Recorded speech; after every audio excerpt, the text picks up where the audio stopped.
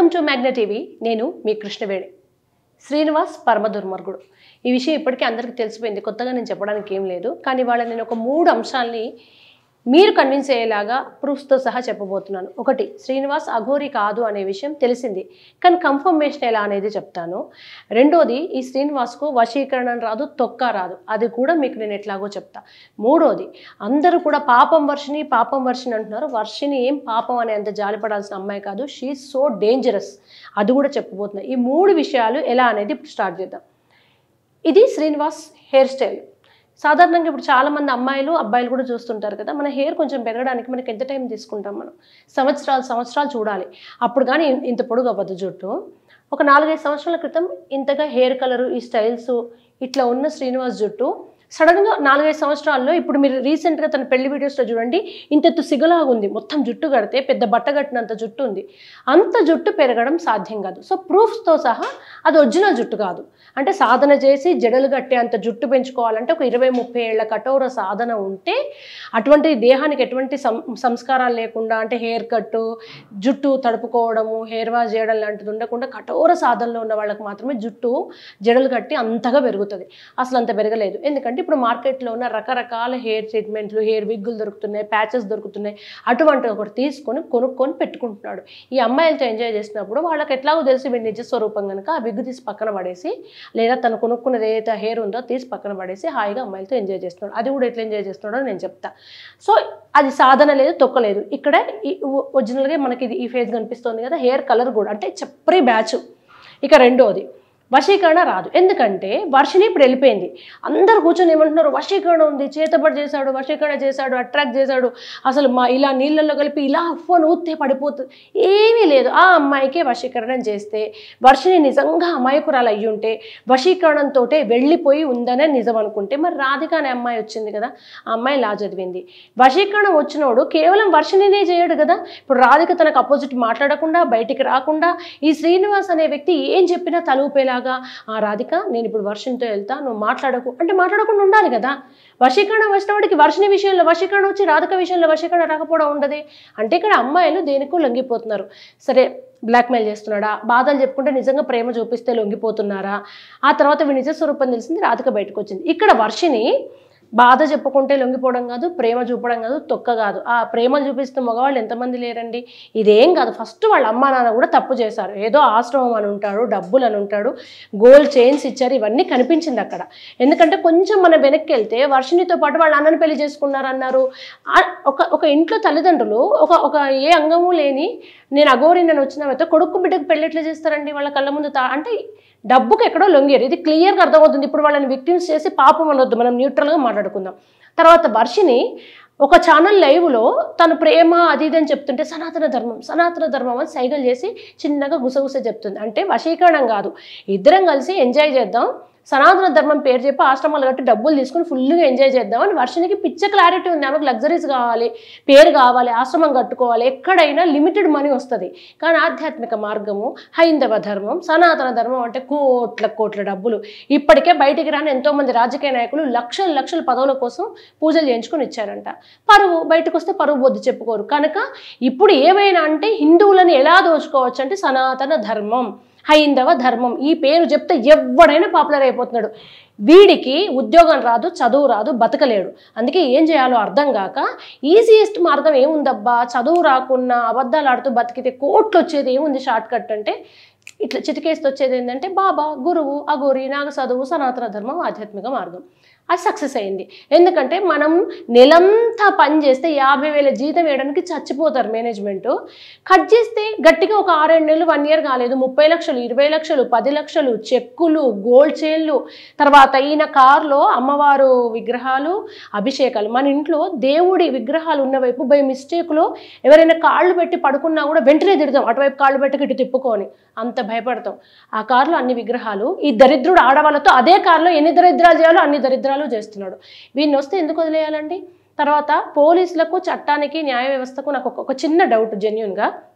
చిన్న పిల్లలు మొన్న హెల్మెట్ పెట్టుకోకుండా ఫైన్ కోసం ఆపితే ఫాస్ట్గా ఏం చేయాలో అర్థం కాక బ్యాలెన్స్ తప్పి పడిపోతే లారీ తలమించి వెళ్ళి అక్కడికక్కడికి చనిపోయాడు.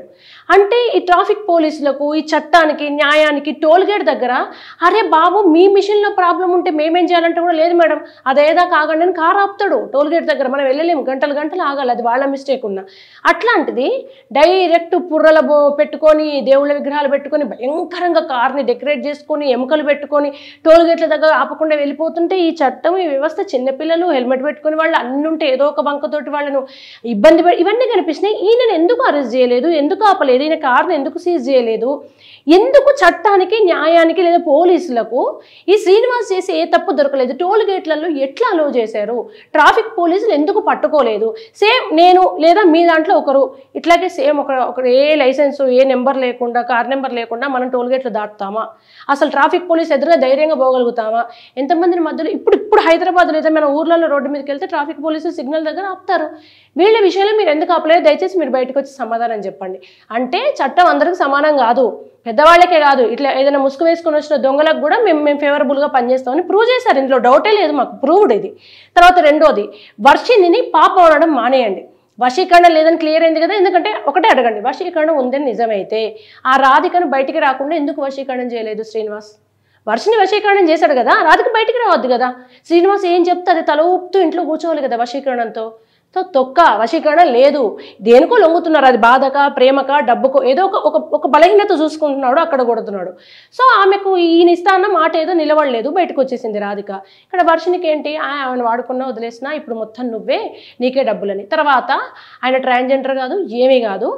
గతంలో ఈ దరిద్రపు అవతారం ఉన్న టైంలో డబ్బులు లేక దొంగతనాలు, ఫోన్లు దొంగతనం చేయడం, అమ్మాయిల వెంట పాడాలు చేస్తే చెప్పులతో కొట్టేశారు. మామూలుగా కట్టేసి చెప్పులతో కొట్టి అంగాల మీద వాతలు పెడితే ఆప్షన్ లేక తీసుకొని, ఇప్పుడు ఎట్లాగో తీసుకున్నా దేనికి పనికిరానని ఆ బ్రెస్ట్కి కూడా ఆపరేషన్ చేసుకొని ఇప్పుడు నేను అఘోరి నాగసాధు అని వస్తున్నాడు. అందుకే ఆ లోపల పురుష, ఆ మేల్, ఆ హార్మోన్స్కు సంబంధించినంతా ఉంది, కోరికలు ఉన్నాయి, శాడిజం ఉంది. సో లోపల తను మేల్, ఒక పురుషుడు, బయటికి ఆప్షన్ లేక అమ్మాయిలాగా మారాల్సి వచ్చింది. సో అతనేం లోపల హార్మోనల్గా అమ్మాయి ఫీలింగ్స్ ఉంది, అందరిలాగా ట్రాన్స్జెండర్స్ లాగా మారలేదు. తనని మేల్ కేటగిరీలోకి తీసుకోకండి, ఫిమేల్ కేటగిరీకి తీసుకోకండి, ట్రాన్స్జెండర్ కేటగిరీకి తీసుకో, అసలు LGBTQ ఇవన్నీ ఉన్నాయి, దేంట్లోకి తను రాడు. అందరూ వెలివేయండి, తను ఇక్కడికి వచ్చినా న్యాయం జరగొద్దు. సో లోపల వాడు మొగాడు, అందుకని వాడికి ఆ అమ్మాయిలు ఎప్పించి, గతంలో ఉన్న అమ్మాయిలు ఎప్పించి పోలేదు. అందుకే ఒక్కొక్క అమ్మాయిని పట్టుకొని ఎన్ని దరిద్రాలు చేయాలో అన్ని దరిద్రాలు చేస్తున్నాడు. సో ఏ సాధన లేదు, ఏ మంత్రాలు రావు. ఒక చిన్న మంత్రం, దిష్టి మంత్రం లేదా ఏదైనా నరదృష్టికి ఏదైనా మంత్రం, ఇంకా చేతబడి వశీకరణం అయితే ఇంకా చాలా కంట్రోల్గా ఉండాలి. గురువుల దగ్గర కొన్ని ఏళ్ళు సాధన చేయాలి. మరి 3-4 ఇయర్స్లో అయితే ఏ మంత్రము రాదు. ఎందుకంటే ప్రతి మంత్రానికి పునశ్చరణ ఉంటుంది, లక్షల్లో గ్రహణాల్లో చేయాల్సి ఉంటుంది, ఇవన్నీ ఒక సాధన ఉంటుంది. మీరు ఏ ఆధ్యాత్మిక గురువుని అడిగినా చెప్తారు. ఈ 4 ఇయర్స్లో వాడికి ఏది రాదు. బూడిదో పాన్సో పూసుకుంటున్నాడు, ఎక్కడో హెయిర్ తీసుకొచ్చి పెట్టుకుంటున్నాడు, అఘోరిని అని చెప్పి తిరుగుతున్నాడు. సో అఘోరి కాదు, మంత్రాలు రావు, చేతబడులు రావు, వశీకరణ రాదు, దొంగ, ట్రాన్స్జెండర్ కాదు, వర్షిని అమాయకురాలు కాదు. సో ఇటువంటి వాడిని ఎంకరేజ్ చేయకండి. అండ్ మనకు ఆధ్యాత్మిక మార్గమే కావాలి, సనాతన ధర్మం కావాలనుకుంటే చాగంటి కోటేశ్వరరావు గారు ఉన్నారు, గరికపాటి గారు ఉన్నారు, సాంవేద షణ్ముఖ శర్మ గారు ఉన్నారు, నండూరి గారు ఉన్నారు, ఎంతోమంది పురాణాలు, వద్దిపతి గారు ఉన్నారు, పురాణాలని పుక్కుట బట్టి కావాల్సిన అన్నీ చెప్పి మనకి ఎక్స్ప్లెయిన్ చేసే వాళ్ళు ఉన్నారు. వీళ్ళందరూ ఉండగా మళ్ళీ బాబాలు గురువులు ఎందుకు? భగవంతుడు ఉన్నాడు, భగవంతుని చేరుకోవడానికి మార్గం ఏంటనేది భగవద్గీత, రామాయణ, మహాభారతాల్లో నవవిధ భక్తి మార్గాల్లోనూ చెప్పారు మనకు. మీకు భక్తి ఉంటే భక్తి ద్వారా శరణాగతి, మీరు ధ్యానం చేస్తే ధ్యానయోగం, జ్ఞాన మార్గంలో అంటే ఆలోచిస్తూ అసలు తత్వం ఏంటి అని ఆలోచిస్తే జ్ఞాన మార్గం. ఇలా ఇన్ని 9 మార్గాల్లో మనం భగవంతుని చేరొచ్చు. అందుకు సద్గురువులు ఉన్నారు, పురాణాలు, ఆధ్యాత్మిక మార్గం, సనాతన ధర్మం ఏంటో తెలిసిన వాళ్ళు ఉన్నారు. వీళ్ళందరినీ కాదని మధ్యలో ఇటువంటి బ్రోకర్గాలను ఎందుకు నమ్ముతున్నాం మనమంతా?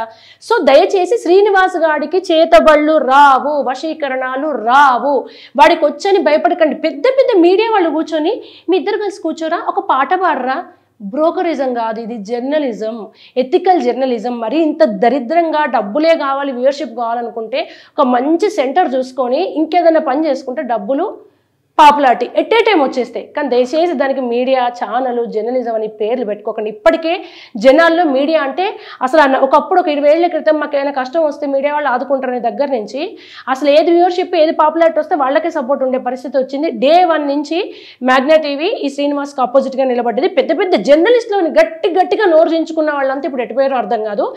శ్రీనివాస్ అఘోరియే, ట్రాన్స్జెండర్, మా దగ్గర ప్రూఫ్స్ ఉన్నాయి అని అరిచిన వాళ్ళందరూ silent, pin drop silent. So ఇట్లా మిమ్మల్ని డైవర్ట్ చేసి, మిమ్మల్ని మ్యానిపులేట్ చేసే చాలామంది జర్నలిస్ట్ ముసుగుల్లో ఉన్న వాళ్ళు బయటకు వస్తారు. వాళ్ళు జర్నలిస్టులు కాదు, వాళ్ళు అప్పటి మందం శవం మీద డబ్బులు ఏరుకునే రకాలు. ఏది ట్రెండింగ్లో ఉంటే దానికి వాళ్ళు మేము జర్నలిస్టులు అని చెప్పుకొని మాట్లాడతారు. ఎవరిని నమ్మకండి, ముందు మీరు అనాలిసిస్ చేసుకోండి ఏది కరెక్ట్. ఇది మన బుద్ధికి మించిన గురువు ఇంకొకరు లేరండి. గట్టిగా ఆలోచిస్తే ఈ హేరు, తను వచ్చిన 4-5 సంవత్సరాలు, ఇప్పుడున్న జుట్టు, వర్షిని మాటలు, సనాతన ధర్మాన్ని నువ్వు చెప్పు అని గుర్తు చేస్తుందంటే శ్రీనివాస్ కన్నా డేంజర్ వర్షిని అని అర్థమవుతుంది. అంటే మన ఇద్దరం పెళ్లి చేసుకుందాం, తిరుగుదాం, మధ్యలో సనాతన ధర్మం అను. ఎందుకంటే మనం గొర్రెలు అయిపోతాం కదా ఆ మాట చెప్పగానే. డబ్బులు సంపాదించుకోవాలి. వర్షిని క్షమించకండి. రేపు వీడు వెళ్ళిపోగానే ఏం చేస్తుంది తెలుసా? అయ్యో నేను మారిపోయానప్పుడు నన్ను వశీకరణం చేశాడు, నేను ఇప్పుడు మంచిదాన్ని అంటారు. చెప్పు తీసుకొని కొట్టండి, చెప్పు తీసుకొని మరీ కొట్టండి వర్షిని. ఎందుకంటే తను అక్కడి నుంచి తీసుకొచ్చిన తర్వాత వాళ్ళు అనేవాళ్ళు ఒక మీడియాకి ఇంటర్వ్యూ ఇస్తూ, ఇప్పుడు నేను మారిపోయాను, ఇంకొకసారి అమ్మా నన్ను బాధ పెట్టాను అంటే, పాపం ఆ జర్నలిస్టు ఈ మాట నువ్వు మీడియాకు చెప్పమ్మా అంటే, అమ్మా నాన్న నన్ను క్షమించండి, నేను బాధ పెట్టాను, నేను మారిపోయాను అంటే తెల్లవారే మళ్ళీ వెళ్ళిపోయింది శ్రీనివాస్ దగ్గరికి. ఆ వన్ డే తను నటించింది. తల్లిని తండ్రిని మోసం చేస్తూ క్షమాపణలు చెప్పినట్టు యాక్షన్ చేస్తూ, నేను బాధపడుతున్నా నాకు తెలిసి వచ్చిందని కథలు చెప్పి వన్ డేకే వెళ్ళిపోయింది. అంటే ఎంత క్లారిటీతో ఉండి మీడియాను మోసం చేస్తుంది, అమ్మ నాన్నని మోసం చేస్తుంది, అందరిని చేస్తుంది. అమ్మ నాన్న ఏం చిన్నోళ్ళు కాదు. అసలు వాళ్ళ ఇంట్లోకి రానిచ్చి అబ్బాయికి అమ్మాయికి తాళి కడుతుంటే ఎందుకు నిలబడరండి? ఇప్పుడు మీ ఇంటికో మా ఇంటికో వచ్చి ఈ అవతారంతో కూడా వచ్చి తాళి కడితే చెప్పు తీసుకుని అక్కడేదంతా, అసలు నువ్వు తాళి ఎందుకు వెంట పెట్టుకొని తిరుగుతున్నావు అఘోరి అని చెప్పి అని. అది అబ్బాయికి అమ్మాయికి ఇద్దరికి తాళి కడతారా? అసలు ఎక్కడైనా కల్చర్ ఉందా? వాళ్ళకి ముందు నుంచి అఘోరి కల్చర్ తెలుసు అంట. సో ఇదంతా పచ్చ అబద్ధము. ఇట్లాంటి వాళ్ళను వశీకరణం చేశారు, నేను ఇప్పుడు మోసపోయానని వర్షిని అంటే వర్షిని ఇంకా డేంజర్. కనీసం వీడు అఘోరి అని కనిపించి యాక్షన్ చేస్తున్నాడని తెలిసిపోయింది. ఆమె చాలా అమాయకురాల్లాగా సింపతి గెయిన్ చేస్తుంది ఫ్యూచర్లో. దయచేసి క్షమించదు. ఒకటేనండి, అవునా అమ్మ నేను వశీకరణం చేస్తే మరి రాధికెట్లా బయటకు వచ్చింది? నిన్న వశీకరణ నుంచి ఎవరు విడిపించారు? మళ్ళీ వచ్చి మంత్రాలు ఎవరు చేశారమ్మా నీకు వశీకరణ? ఎందుకంటే వీడు జైలుకి వెళ్ళగానే మరొకటి అవ్వగానే ఆమె వస్తుంది కదా. ఆమెను వశీకరణ నుంచి ఎవరో ఒకరు బంధ విముక్తులు చేయాలి కదా, ఎవరు చేసి ఉంటారు అని క్వశ్చన్ చేయండి. రాధికకి ఎందుకు చేయలేదని అడగండి. ఇంతమంది మనం విమర్శిస్తున్నాం కదా, నాకు మీకు మనందరికి వశీకరణం ఎందుకు జరగట్లేదు? విమర్శిస్తున్న జర్నలిస్టులకు మీడియాకు వశీకరణం ఎందుకు జరగట్లేదు? కనుక క్వశ్చన్ చేయండి. అవి ఉన్నాయో లేదో తెలియదు, కానీ వీడికి మాత్రం రావు. దయచేసి శ్రీనివాస్ని, వర్షినిని, ఇటువంటి వాళ్ళని ఎవరిని ఎంకరేజ్ చేయొద్దు. Thank you so much.